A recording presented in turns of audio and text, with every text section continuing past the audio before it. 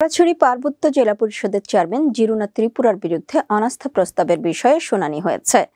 আজ বিকেলে জেলা পরিষদ কার্যালয়ের সম্মেলন কক্ষে অনাস্থা প্রস্তাবের শুনানির আয়োজন করা হয়।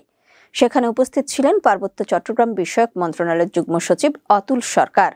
অভিযুক্ত চেয়ারম্যান জিরুনা ত্রিপুরা এবং অভিযোগকারী পরিষদের সকল সদস্য ও কর্মকর্তাদের উপস্থিতিতে চলে শুনানির কার্যক্রম।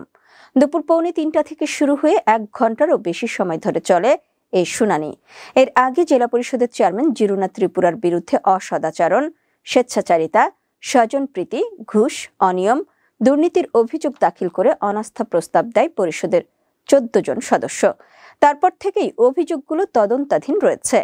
অভিযোগের বিষয়টি নিষ্পত্তি না হওয়া পর্যন্ত খাগড়াছড়ি পার্বত্য জেলা পরিষদের চেয়ারম্যান জিরুনা ত্রিপুরাকে পরিষদের সকল প্রকার কার্যক্রম থেকে বিরত থাকতে গত 7 জুলাই পার্বত্য চট্টগ্রাম বিষয়ক মন্ত্রণালয় নির্দেশ দেয়। এরপর থেকে